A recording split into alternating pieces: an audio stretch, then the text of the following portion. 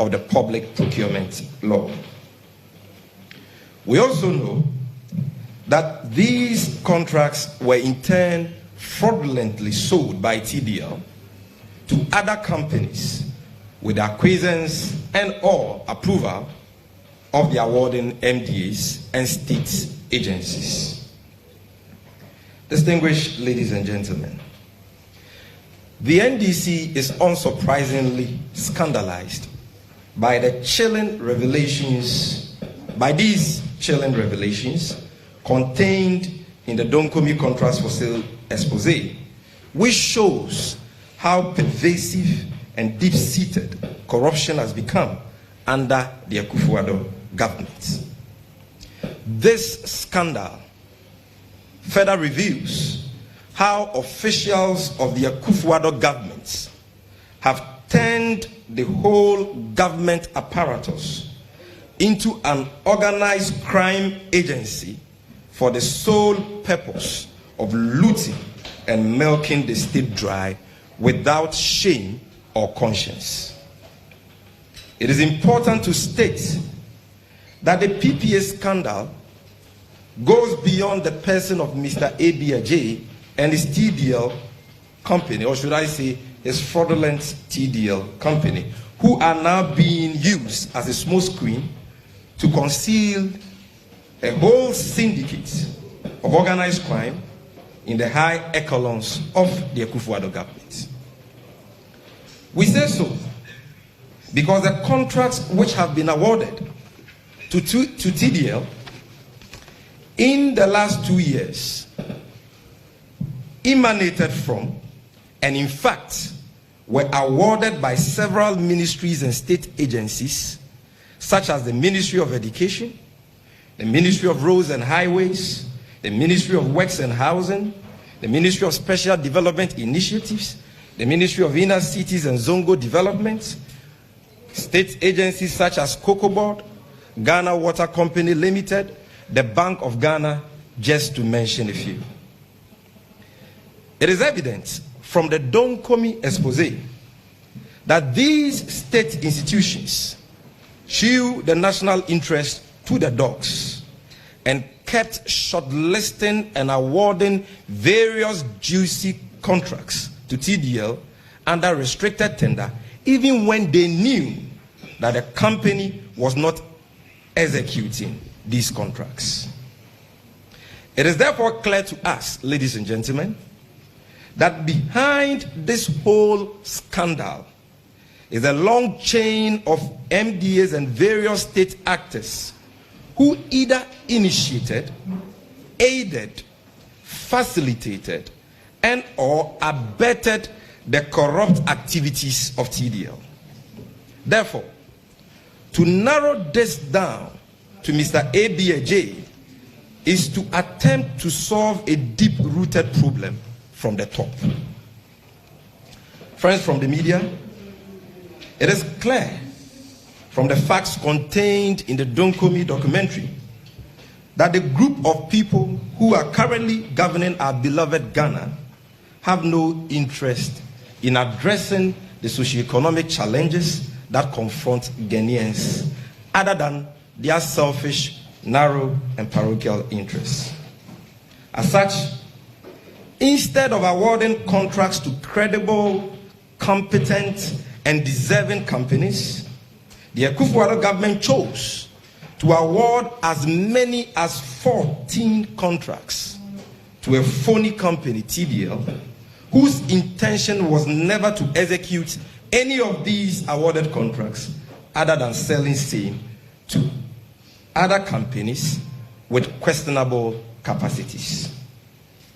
This perhaps explains why the Akufo-Addo government has failed woefully to deliver any significant infrastructural developments in the country, despite being the most resource government in Ghana's history. Because instead of awarding important contracts like were awarded to TDL to credible and deserving companies who can deliver and who have the commitment and the capacity to work for this country, they would rather award such contracts to phony and fraudulent companies who have no interest whatsoever to execute such projects. Ladies and gentlemen, the NDC is deeply worried and appalled at the alarming rates and increased pace of corruption under the watch of President Akufo-Addo. You would recall how in the run-up to the 2016 general elections, then candidate Akufo-Addo promised Ghanaians that he was going to protect the public purse if elected. And indeed, rode on the back of an anti-corruption campaign into office.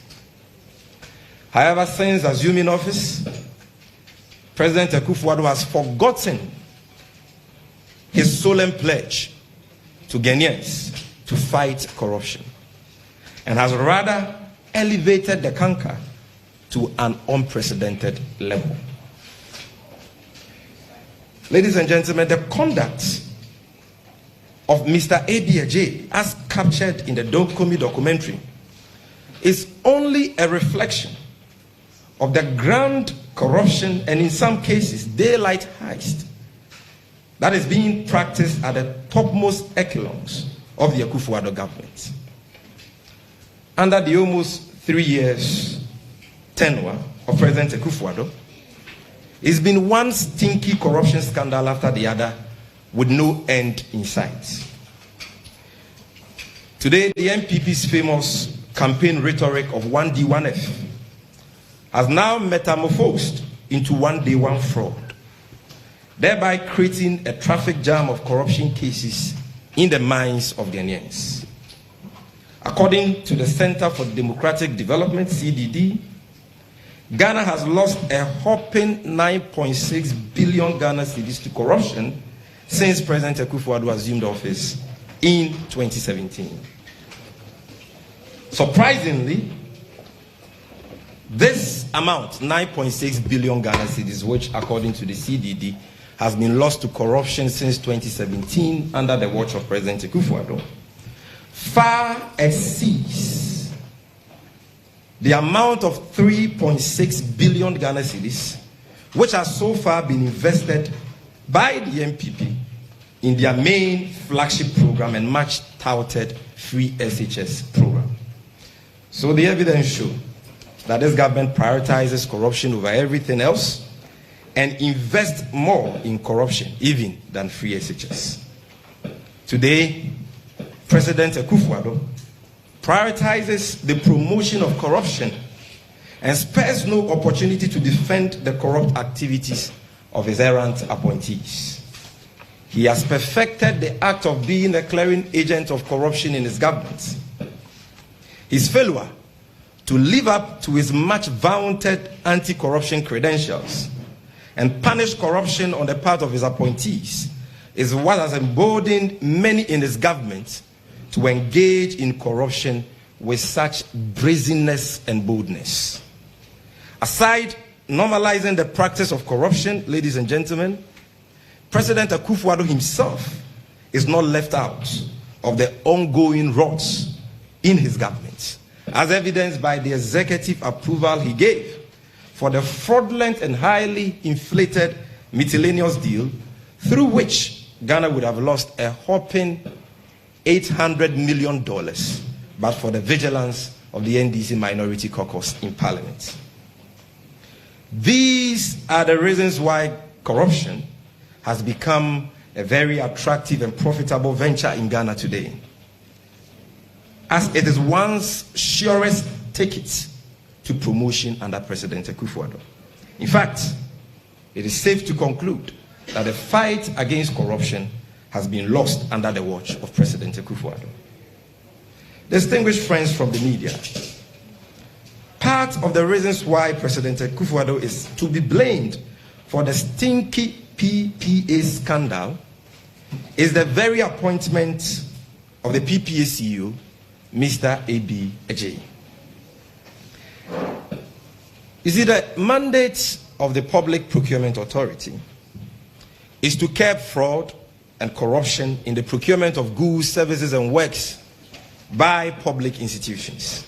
Hence, per persons who are appointed to head that sensitive institution must be men of honor and men of high and unimpeachable integrity.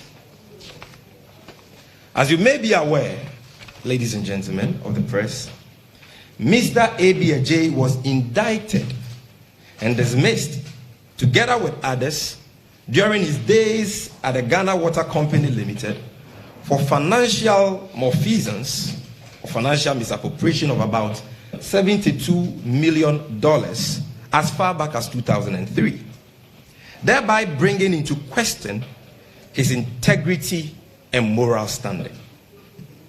This begs the question as to why, of all the distinguished people in the NPP, it was Mr. Abiaje that President Akufo-Addo could appoint to the crucial and highly honorable position of CEO of the Public Procurement Authority. Obviously, a man of such low moral standing cannot be expected to be above board in his dealings as such a critical entity. What has suddenly happened to the deafening chorus of quotes, "We have the men" by the NPP in opposition? Or was it the president's own penchant for corruption that drove him to overlook the competent men and women in the NPP and rather appointed a man already tainted with graft and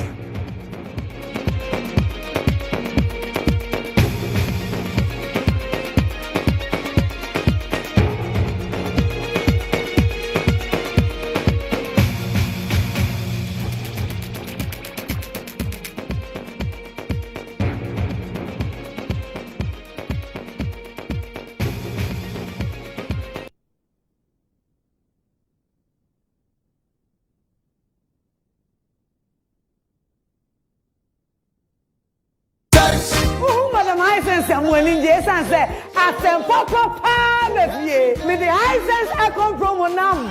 My meter or the country high sense air condition at dance. High sense air condition and cheap power. Aye, Papa, nature air conditions near the near you. High sense air condition. Would you any day air condition in a chilly say about the money 20 once in qua.